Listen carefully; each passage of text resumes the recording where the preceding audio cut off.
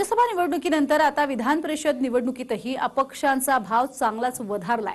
कारण राज्यसभेच्या एका जागेसाठी काँग्रेसचे भाई जगताप विरुद्ध भाजपच्या प्रसाद लाड यांच्यामध्ये चुरशीची लढाई आहे। विधान परिषदेची निवडणूक ही सोपी नसली तरी जिंकण्याचा आत्मविश्वास देवेंद्र फडणवीसांनी व्यक्त केलाय। पाहूयात।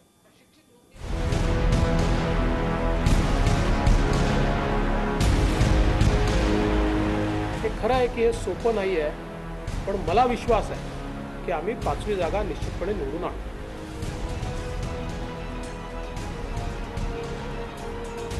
विधान परिषदेच्या निवडणुकीआधी देवेंद्र फडणवीसांनी केलेल्या या वक्तव्यामुळे एक गोष्ट स्पष्ट झाली आहे, ती म्हणजे विधान परिषदेच्या एका जागेवरची लढाई चुरशीची होणार आहे। भाजप आपल्या 5व्या जागेवर अडून बसली आहे आणि काँग्रेसनेही दुसऱ्या जागेवरचा अर्ज मागे घेण्यास नकार दिलाय। त्यामुळे काँग्रेसचे भाई जगताप आणि भाजपच्या प्रसाद लाड यांच्यात जोरदार सामना होणार आहे की सत्तारूढ पक्षामध्ये खूप मोठा अनरेस्ट आहे आणि त्या अनरेस्टला कुठेतरी जागा हवी आहे, म्हणून आम्ही 5वी जागा लढवतो। 5वी जागा लढवत असताना त्याचे काही आराखडे आम्ही तयार केले आहेत। हे खरं आहे की हे सोपं नाही आहे, पण मला विश्वास आहे की आम्ही 5वी जागा निश्चितपणे निवडून आणू। बघा, मी चमत्कार वगैरे काही म्हणत नसतो, मी फार जास्त बोलतही नसतो। मला हा विश्वास आहे की आमचा 5वा उमेदवार निवडून येईल। आमच्याजवळ मतं जास्त आहेत आणि भारतीय जनता पार्टीजवळ मतं नाही आहे। त्यांचे 4 उमेदवार झाले की त्याच्यानंतर त्यांचं मतं नाही आणि अशा परिस्थितीत ही निवडणूक बिनविरोध व्हावी आणि अशी विनंती भारतीय जनता पार्टीच्या प्रमुख नेत्यांकडे काँग्रेसच्या वतीनं केली जाते, महाविकास आघाडीच्या वतीनं केली जाते आणि म्हणून ही निवडणूक बिनविरोध व्हावी ही भूमिका याच्यामधली आमची आहे। 20 जूनला विधान परिषदेच्या एकूण 10 जागांची निवडणूक होणार आहे। एका उमेदवाराला जिंकण्यासाठी 27 आमदारांची मतं मिळणं गरजेचं आहे। सध्या शिवसेनेकडे आमदार आहेत 55। या हिशोबाने 27+27 अशी मतं पडून शिवसेनेचे सचिन अहिर आणि आमशा पाडवी हे दोन्ही उमेदवार सहजपणे जिंकतील। दोन्ही उमेदवार जिंकून शिवसेनेकडे एक मत शिल्लक राहील। राष्ट्रवादीचे 53 आमदार आहेत, त्यांचेही एकनाथ खडसे आणि रामराजे निंबाळकर जिंकून येऊ शकतात, पण त्यासाठी 2 ते 3 अपक्षांची साथ घ्यावी लागेल। काँग्रेसचे आमदार आहेत 44, त्यामुळे चंद्रकांत हंडोरे आणि भाई जगताप या दोघांना विजयी करण्यासाठी काँग्रेसला अजून 10 मतांची गरज लागेल। भाजपचे 106 आमदार आहेत आणि त्यांनी प्रवीण दरेकर, उमा खापरे, राम शिंदे, श्रीकांत भारतीय आणि प्रसाद लाड यांना मैदानात उतरवलंय।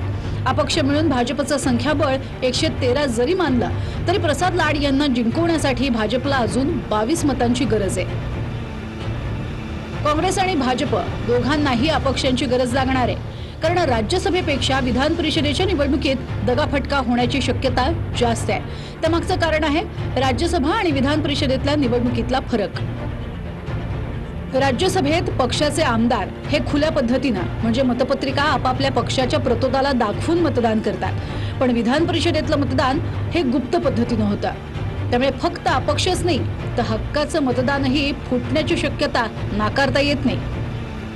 आज जो सत्तारूढ़ पक्ष के एमएलएज में अनरेस्ट है, उस अनरेस्ट का हमको फ़ायदा होगा और बड़े पैमाने पर वोट्स हमको मिलेंगे और 5वीं सीट भी हमको हमारी चुनकर आएगी और इसी दृष्टि से हमने 5 सीट लड़ाई है।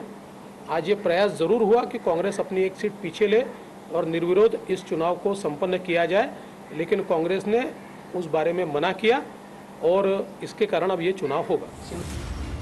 पण भाजपनं प्रसाद लाड यांना तर काँग्रेसनं भाई जगतापांनाच शेवटचा पसंतीक्रम का दिला असेल? याचं कारण आहे या दोघांचे सर्वपक्षीयांमध्ये असलेले मधुर संबंध।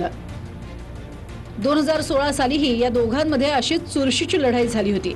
तेव्हा प्रसाद लाड अपक्ष लढले होते तर भाई जगताप काँग्रेसच्या तिकिटावर।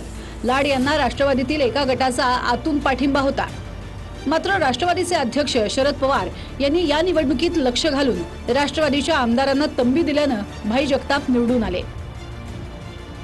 आताही या दोघांमध्ये तसाच जोरदार सामना होण्याची शक्यता आहे। महाविकास आघाडी सरकार स्थापन झालं तेव्हा खुल्या पद्धतीनं मतदान झालं। राज्यसभेच्या वेळीही आमदारांना आपल्या पक्षाच्या प्रतिनिधीला मत दाखवून मतदान करावं लागतं, पण विधान परिषदेचं मतदान गुप्त पद्धतीनं होणार आहे। त्यामुळे सरकारसोबत नेमके किती आमदार आहेत याचीही परीक्षा होणार आहे। त्यामुळे विधान परिषदेच्या निवडणुकीत जगतापांची भाईगिरी चालणार की लाड यांना आमदारकीचा प्रसाद मिळणार याचीच उत्सुकता आहे. Bureau report, TV9 Marathi.